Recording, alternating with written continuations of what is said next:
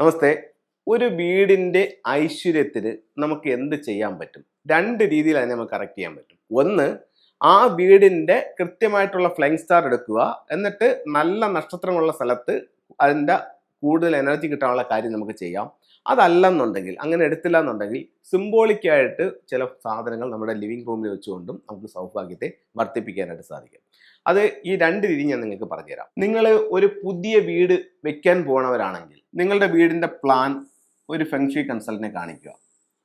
അവിടെ നിങ്ങൾക്ക് ചെയ്യാൻ ഏറ്റവും നല്ല മാർഗം ആ പ്ലാനുമായിട്ട് ഈ കൺസൾട്ടനെ നിങ്ങൾ ആ വീട് വെക്കുന്ന ലാൻഡിലേക്ക് വരുത്തിയിട്ട് ഇതാണ് എൻ്റെ ഭൂമി, ഈ ഭൂമിയിലാണ് ഞാൻ വീട് വെക്കാൻ പോകുന്നത്, ഇതാണ് എൻ്റെ പ്ലാൻ, ഇതിൽ ഈ പ്ലാനിൽ എന്തെങ്കിലും മിസ്റ്റേക്ക് ഉണ്ടോ, അല്ലെങ്കിൽ ഇതിൻ്റെ നല്ല രീതിയിൽ ഇതിൻ്റെ സ്റ്റാറുകളെ അങ്ങനെയൊക്കെ കിട്ടും, ഇതിൻ്റെ ഫ്ലൈയിങ് സ്റ്റാർ ഒന്ന് എടുത്ത് തരാൻ പറയുക.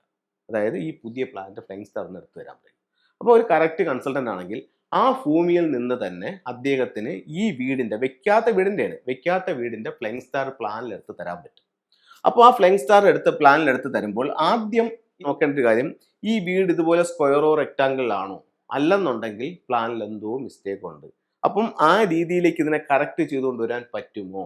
അത് ആദ്യത്തെ ഒരു ചോദ്യം. രണ്ടാമത്തെ എന്ന് പറഞ്ഞു കഴിഞ്ഞാൽ ഇതിന്റെ ഫ്ലൈയിങ് സ്റ്റാർ എടുക്കുന്നു. അപ്പം ഫ്ലൈയിങ് സ്റ്റാർ എടുക്കുമ്പോൾ ഈ വീടിനെ ഞാൻ കറക്റ്റ് 9 തിരിക്കുകയാണ്. വീടിന്റെ പ്ലാനുകളും കാര്യങ്ങളും റൂമുകളും ഒന്നും ഞാൻ തിരിച്ചിട്ടില്ല. വീടിനൊക്കെ ഞാൻ കറക്റ്റ് 9 തിരിക്കുകയാണ്.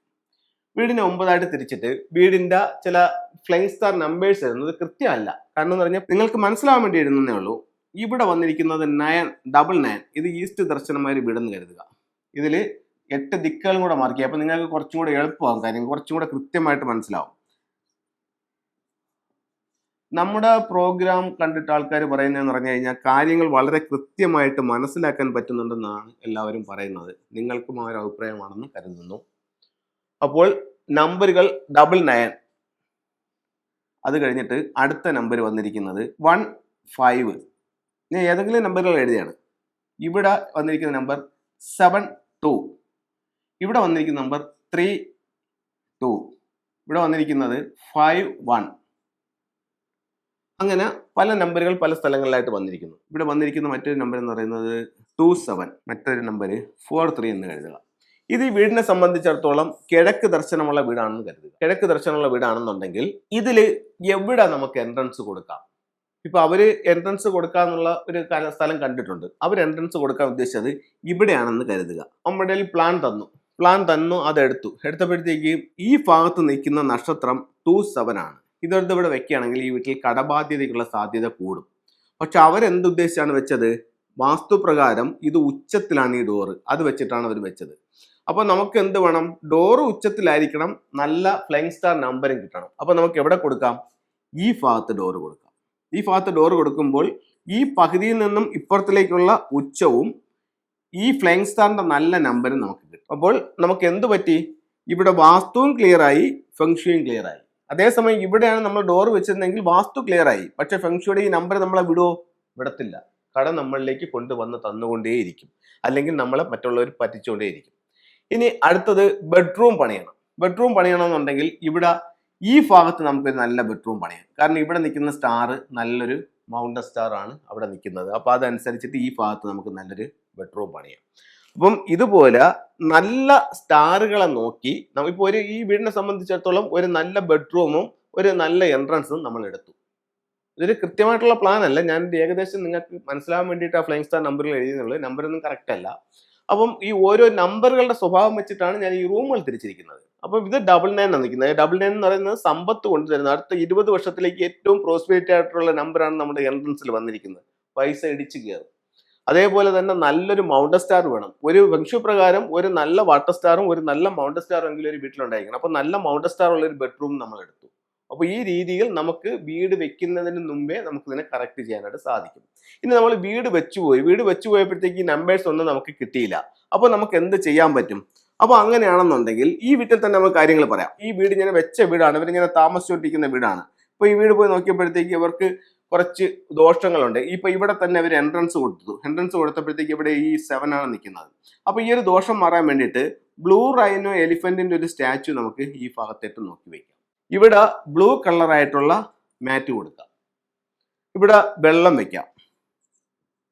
അപ്പം ഈ പ്രശ്നത്തിന് സോൾവ് ആയി. അതായത് നമ്മുടെ എൻട്രൻസിൽ വന്ന ദോഷകരമായിട്ടുള്ള സ്റ്റാറിനെ നമ്മൾ വീക്കനിങ് സൈക്കിൾ ഉപയോഗിച്ച് അതിലേക്ക് മാറ്റി.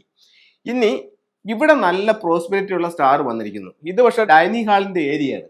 ഇവിടെ നമുക്ക് എൻട്രൻസ് കൊടുക്കാനായിട്ട് പറ്റില്ല, അവർ ഓൾറെഡി വീട് വെച്ചുപോയി. അപ്പോൾ നമുക്ക് ഇവിടെ എന്ത് ചെയ്യാൻ പറ്റും? ഇവിടെ നമുക്ക് ഒരു വാട്ടർ ഫൗണ്ടൻ കൊടുത്തുകൊണ്ട്, വീടിനകത്താണ് ഒരു വാട്ടർ ഫൗണ്ടൻ ഇവിടെ കൊടുത്തുകൊണ്ട് ഈ ഏരിയയെ നമുക്ക് ആക്ടിവേഷൻ ചെയ്യാനായിട്ട് സാധിക്കും. അപ്പോൾ നമുക്ക് പ്രോസ്പെരിറ്റിക്ക് വേണ്ടിയിട്ട് എന്താ ചെയ്തു? ഈസ്റ്റ് ഭാഗത്ത് ഒരു വാട്ടർ ഫൗണ്ടൻ കൊടുത്തു. അതേപോലെ തന്നെ നമ്മുടെ ഒരു പ്രശ്നത്തെ നമ്മൾ അതിന്റെ ടൂൾ ഉപയോഗിച്ച് വീക്കനിങ് ചെയ്തു. ഇനി ഇവിടെ വടക്ക് പടിഞ്ഞാറ് ഭാഗത്ത് ഒരു 7-2 കോമ്പിനേഷൻസ് ആണ് വന്നിരിക്കുന്നത്. ഇവിടെ നമുക്ക് ഒരു 6 റോഡ് വിൻചിയം കൊടുക്കാം. ഇനി നമുക്ക് സ്വീകരണ മുറിയിലേക്ക് പ്രോസ്പെരിറ്റി കൊണ്ടുവരാൻ വേണ്ടിയിട്ട് ഉപയോഗിക്കാവുന്ന സിമ്പിൾസ്, നല്ല ഒരു ലാഫിംഗ് ബുദ്ധ വയ്ക്കാം, ട്രാവലിംഗ് ബുദ്ധ എന്ന് പറഞ്ഞിട്ടൊരു ബുദ്ധ വയ്ക്കാം. അത് നമുക്ക് മെയിൻ ഡോറിലോട്ട് ഫേസ് ചെയ്തിട്ട് വേണമെങ്കിലും വെക്കാം, അല്ലെങ്കിൽ ഉള്ളിലോട്ട് ഫേസ് ചെയ്തിട്ട് വേണം. മെയിൻ ഡോറിലോട്ട് ഫേസ് ചെയ്യുകയാണെങ്കിൽ അതിന്റെ ലെഗ് ഒരു അല്പം ടിൽറ്റ് ചെയ്ത് വെക്കണം, അത്രേ ഉള്ളൂ. അത് കഴിഞ്ഞിട്ട് ട്രാവലിംഗ് ബുദ്ധ വയ്ക്കാം. ഇനി എല്ലാ സൗഭാഗ്യങ്ങളുമായിട്ട് സമ്പത്ത് കൊണ്ടുവന്ന് തരുന്ന ഒരു 3 ലെഗ്ഡ് ഫ്രോഗിന്റെ സ്റ്റാച്ചു നമുക്ക് വയ്ക്കാം. അപ്പോൾ ഇതൊക്കെ അതാത് സ്ഥലത്ത് പ്ലേസ് ചെയ്യുകയാണെന്നുണ്ടെങ്കിൽ നല്ല റിസൾട്ടാണ് നമ്മുടെ ലൈഫിലേക്ക് വരുന്നത്. ഇനി നമുക്ക് ഇപ്പോൾ ഏറ്റവും പവർഫുൾ ആയിട്ടുള്ള 2 ടൂളുകൾ വെച്ചു. എന്താണ്? ഒന്നൊരു വാട്ടർ ഫൗണ്ടൻ വെച്ചു. ഈ വാട്ടർ ഫൗണ്ടൻ വെച്ചത് ഇതിന്റെ ഫ്ലൈങ് സ്റ്റാർ നോക്കിയിട്ടാണ് വെച്ചത്. നമുക്ക് വേണമെങ്കിൽ കോമൺ ആയിട്ട് വെക്കണമെങ്കിൽ എവിടെ വെക്കാം? ലിവിംഗ് റൂമിന്റെ നോർത്തിൽ വാട്ടർ ഫൗണ്ടൻ വെക്കാം. അടുത്തത് നോർത്ത് വെസ്റ്റ് കോർണറിൽ ഒരു 6 റോഡ് വിൻചിയം വെച്ചു.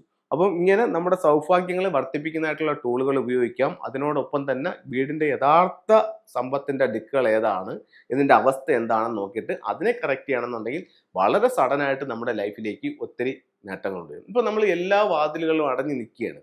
നമുക്കിനി എങ്ങനെ അടുത്ത സ്റ്റെപ്പ് മുന്നോട്ട് നീങ്ങണമെന്ന് അറിയാൻ വയ്യാത്തൊരു സ്റ്റേജിലാണ് നമ്മൾ നിൽക്കുന്നത് എന്ന് കരുതുക.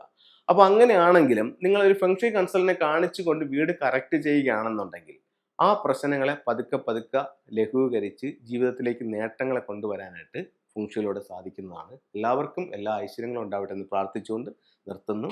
നന്ദി, നമസ്തേ.